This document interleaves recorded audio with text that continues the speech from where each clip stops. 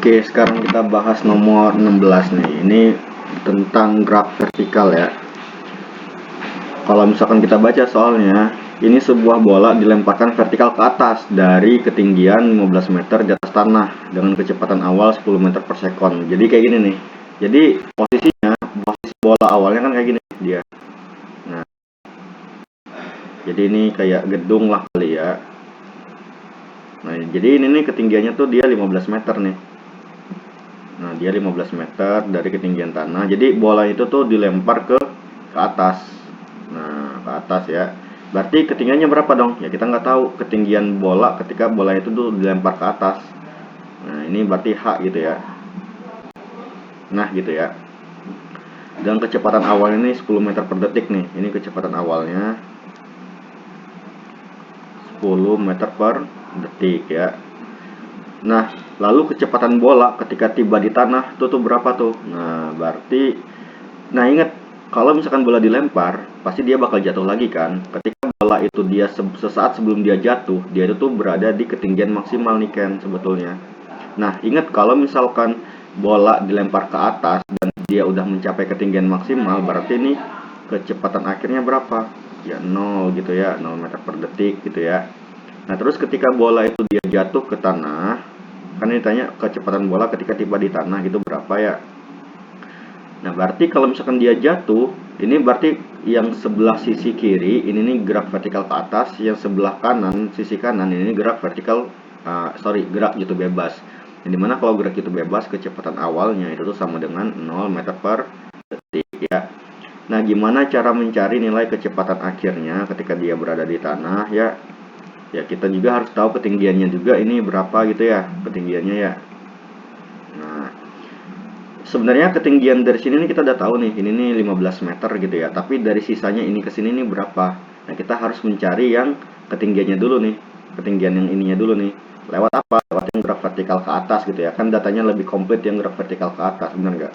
Kita dulu bikin dulu nih, ini GVA, gerak vertikal ke atas. Ya, yang mau kita cari itu adalah si ketinggiannya.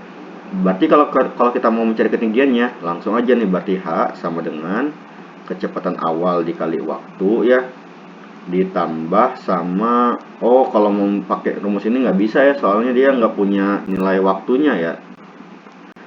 Nah, berarti cara mencarinya pakai apa nih? Nah, kita gunakan rumus VT kuadrat sama dengan V0 kuadrat. Ya, berarti karena dia gerak vertikal ke atas, dia dikurangin 2GH ya. Nah, hanya mau kita cari VT-nya kan ada nih nilainya karena dia mencapai puncak ya. Berarti kan kecepatan akhirnya tuh 0 ya. Ini 0 sama dengan kecepatan awalnya berapa? 10 meter dipangkatin 2 jadinya 100 ya. Dikurang gravitasi mah 10 ya. Berarti 2 kali 10 tuh 20. 20H. Berarti pindah ruas aja nih Ken. 20H sama dengan 100. Berarti hanya berapa dong? Tinggal 100 dibagi 20.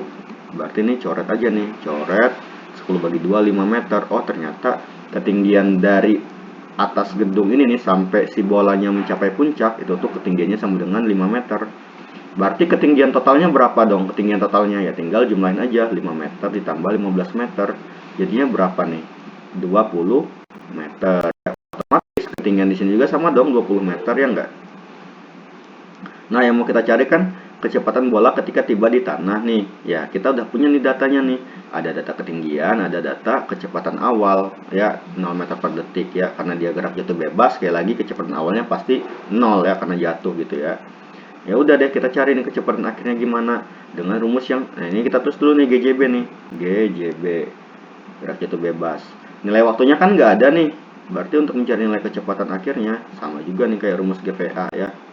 Nah, tulis nih, VT kuadrat sama dengan V0 kuadrat ditambah 2GH karena dia ke bawah ditambah ya gitu ya. Berarti gerak vertikal ke bawah pun GVB ya sama juga ditambah karena ke bawah arahnya ya. VT-nya berapa? Yang mau kita cari ya. Kuadrat sama dengan kecepatan awalnya itu 0 ditambah 2 kali G-nya itu 10 ya, percepatan gravitasi dikali ketinggiannya berapa totalnya tadi? 20 meter ya. Nah, berarti ini kita scroll ke bawah. Ini VT kuadrat, kecepatan akhir dikuadratkan sama dengan 0, kita abaikan aja, 2 kali 10, 20 kali 20, 400. Nah, ini udah selesai belum? Belum, karena ini masih bentuknya kuadrat. Yang kita carikan kecepatan akhirnya doang. Berarti ini VT sama dengan ya yang kuadrat, kalau pindah ruas jadi akar dia ya, akar 400. Sehingga VT-nya berapa akar 400? Ya 20 meter per detik. Ini dia jawabannya ya, kan ya. Nah, coba kita lihat ada nggak nih jawabannya opsinya. Ternyata ada nih yang B gitu. Oke, sip.